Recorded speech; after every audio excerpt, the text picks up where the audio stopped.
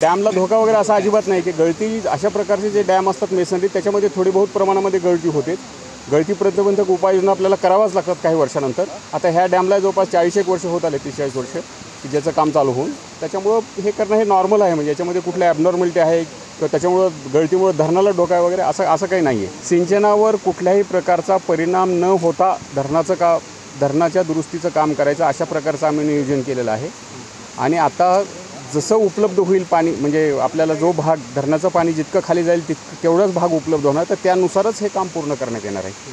आणि याच्यामध्ये हे काम तात्काळ पूर्ण करण्यापेक्षा सिंचनावर परिणाम न होऊ देता कसं काम पूर्ण करता येईल असंच आमचं नियोजन असणार आहे. काम सुरू असण्याच्या कालावधीत तज्ञ समितीची अशी वेळोवेळी पाणी राहणार? हो, राहणार ना.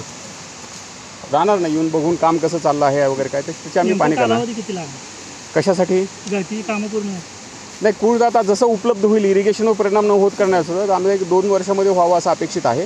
तथापि आता पाणी कसं खाली जातं आणि कारण आम्ही काही डॅम रिकामा करून काम करणार नाही, त्याच्यामुळे त्याच्याशी कोरिलेटर आहे. म्हणजे फक्त नुसतं मोकळं काम असतं तर मी म्हणलं असं तुम्हाला हे काम 6 महिन्यात करू म्हणून, परंतु इरिगेशनशी रिलेटेड असल्यामुळं याच्याविषयी काही हे नाही.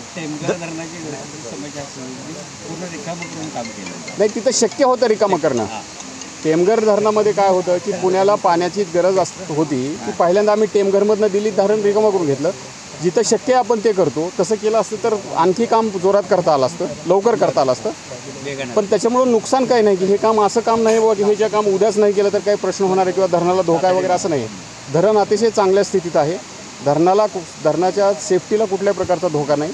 त्याच्यामुळे याच्या बाबतीमध्ये बाकी मला काही वाटत नाही काही इश्यू आहे करण्याच्या बाबतीमध्ये. धरणाच्या स्थिरतेवर परिणाम होईल असं म्हणतात, त्याच्या अफव्यावर कोण नाहीच ना. कशाचा अस्थिरतेवरती परिणाम होईल? नाही, त्यावेळेला कसं केलं की 18 टीम्स भरणार, 20 टीम्स भरले तर धरणाला धोका होऊ शकतोय असं म्हणत होते. धरणाला किती वर्ष झाले धरणाला? बरोबर आहे का नाही? मग धोका असता तर इतक्या दिवस आम्ही धरण भरलंच नसतं ना. धरणाला कसल्याही प्रकारचा धोका नाही, ही गोष्ट मी सांगतो तुम्हाला.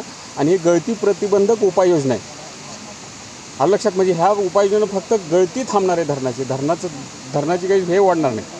त्याच्यामुळे धरण स्टेबलच आहे, धरणाबाबत काही प्रॉब्लेम नाही. सुरुवातीला जसं ग्राउटिंगचं काम झालं त्याच पद्धतीत त्याच्यापेक्षा चांगल्या पद्धतीनं आता ग्राउटिंगचं काम होणार का? हो, नक्की. म्हणून तर कमिटी आहे ना. जर सुरुवात तेच करायचं असलं आपण गेल्या 20 वर्षापासून करत असतो, मग कमिटी एवढे सगळे लोक वगैरे एवढं कशाला? 2 नंबर जास्ती प्रमाणात झालेला आहे. आणि नाही आता त्याच्याविषयी मी काही बोलणार नाही. आता जे काम होईल ते काम चांगलं काम केलं जाईल एवढं बघण्याची जबाबदारी शासनानं आम्हाला दिली ती आम्ही पार पाडू. सर, मनुष्यबळ ही तर कमी आहे, त्या संदर्भात आपण काही हे केलेत काय? कशाचं मनुष्यबळ कमी? इथं कमी आहे. आता इथं बघायला गेलं तर इथं परिसरामध्ये नाही, तो कमिटीचा विषय नाही तो. ओके.